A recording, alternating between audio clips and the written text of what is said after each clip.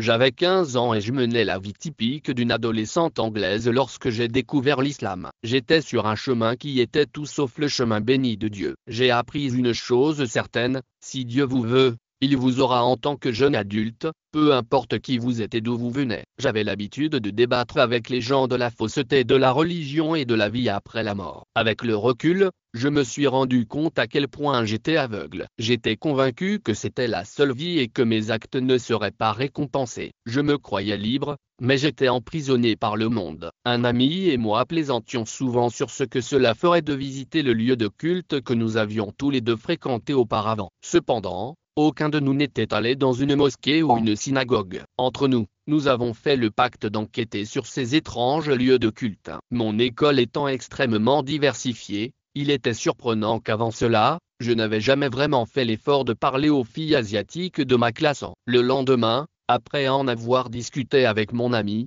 j'ai décidé d'approcher un groupe de filles asiatiques de mon cours de santé et d'assistance sociale pour voir si elles étaient musulmanes. Elles m'ont confirmé que j'avais raison. J'ai donc saisi l'occasion et je leur ai demandé si elles pouvaient nous emmener, mon ami et moi, à la mosquée. Ils ont été ravis de le faire. Le cours suivant, j'ai eu une surprise. L'une des filles m'avait apporté une sélection de livres sur les croyances fondamentales de l'islam, le dernier sermon du prophète Muhammad, paix sur lui, et la vie du prophète Abraham, paix sur lui. J'ai accepté ces livres en me disant: mais qu'est-ce que c'est? Pourquoi me les a-t-elle donnés? La visite à la mosquée a été inexplicablement reportée. Cependant, un jour, j'ai pris les livres, j'ai choisi celui sur le prophète Abraham et j'ai commencé à lire. J'ai commencé à lire et j'ai tout de suite accroché. J'ai dévoré le livre en un rien de temps. Le livre suivant que j'ai choisi était le dernier sermon du prophète Mahomet. J'ai été stupéfaite par la façon dont l'islam promeut l'égalité et combat le racisme. Les paroles du prophète ont trouvé un écho profond en moi. Après en avoir appris davantage sur l'islam,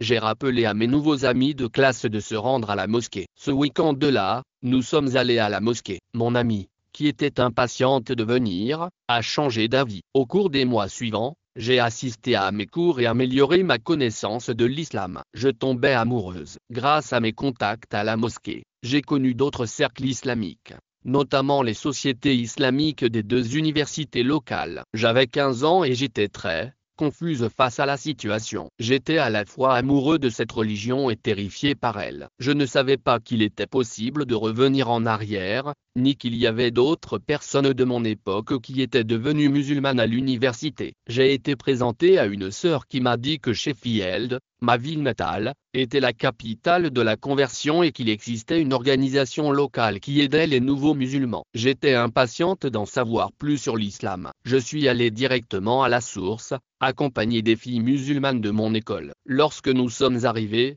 nous avons été accueillis à bras ouverts. Elles m'ont appris quelques mots intéressants et m'ont montré comment les musulmans priaient. Mes recherches sur l'islam avançaient rapidement et j'étais impatiente de passer à l'étape suivante. Une nuit, j'ai fait un rêve étrange qui m'a semblé insignifiant, mais qui m'a montré plus tard la puissance de Dieu. J'ai rêvé que j'étais assis à une table avec les musulmans de mon école à l'arrière-plan. Ils chantaient d'une belle voix que je n'ai comprise qu'après le ramadan. Je suis allé chez un ami qui avait une chaîne islamique allumée et l'appel à la prière a commencé. La prière a commencé. J'ai demandé à mon ami: qu'est-ce que c'est? Elle m'a répondu: l'appel à la prière. C'était le chant de mon rêve. Dieu m'appelait à sa belle religion. J'ai dit à mes amis que j'étais prête à devenir musulmane. Une dernière remarque: l'ami dont j'ai parlé au début de mon histoire, qui voulait initialement venir à la mosquée avec moi, mais qui a ensuite annulé, a également changé d'avis.